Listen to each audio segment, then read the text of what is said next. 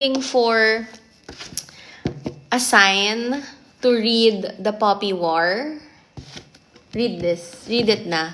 Ang tagal na nito nasa shelf ko. Hindi ko siya pinapansin. Maybe because I was intimidated.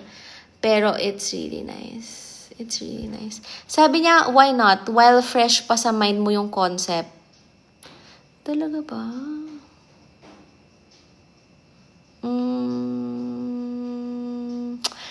You're not wrong. I mean, you're not wrong. Nakakainis kayo. Okay, wait. Kailangan ibabalot ko muna siya bago ko siya basahin. Babalutin ko muna. Nasa taas eh, tinatamad akong kunin. Basahin ko na. Okay.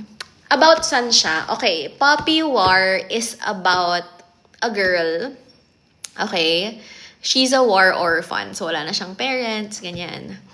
And then, she wanted to defy her fates. Meaning, kasi kunyari, kung ang traditional na pupuntahan ng life mo is, usually ipapakasal ka lang, di ba? Ipapakasal ka sa mayaman na lalaki, ganyan. She doesn't want her life to be like that. So, she really studied hard and she entered an academy. Itong academy na to, mahirap siyang pasukan talaga. Ganon. Tapos, that's when it started na she discovered her powers. And she discovered herself, her courage, her braveness, and all that. Doon na nagsimula yon. Hanggang sa ano na mangyayari sa buhay niya. Kasi, grabe yung mga pagdadaanan niya. And, yeah, you will just root for her. That's the nice thing about this book. And, favorite mo si Jang. Oh, okay. Ang ganda nung pacing ng book na to. Maganda yung pacing na. I don't know how to explain it pa without spoiling it for you eh. But basically, it's like that. Nakalagay naman yung dito. She ends up becoming really, really powerful. Powerful how? I cannot tell you. Yeah. And marami dito na matatakel na about like racism, about oppression, war crimes, how hard it is to be a woman for more. It's gonna be tackled here. And marirealize mo na, damn, sobrang tama, sobrang totoo. It's really brutal. If you're okay reading something dark, very dystopian, yeah, you're gonna like this. Ako kasi ganun yung mga gusto ko. Yung nagugunaw na yung mundo levels. Ganun. Yeah. And marami siyang lessons. Marami siyang trigger warnings. Dark na dark talaga siya. So, dapat ready ka lang kapag binasa mo siya. Ang hirap maging babae. Period. Period.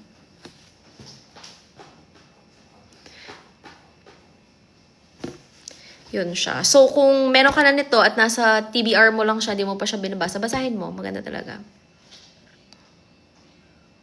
Yeah, that's what they said. Golin Niis. Is that how you pronounce it?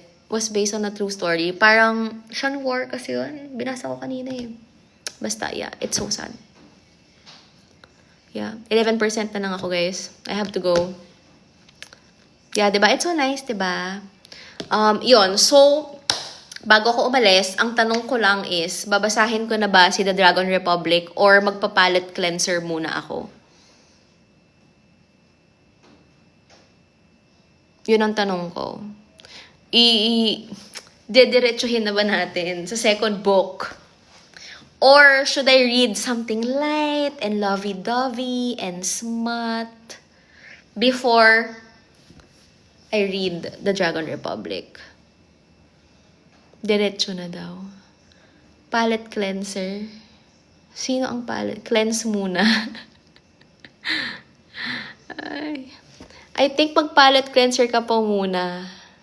Iwas slump. Nakaka-slump ba siya? Bakit siya nakaka-slump? Kasi sobrang bigat.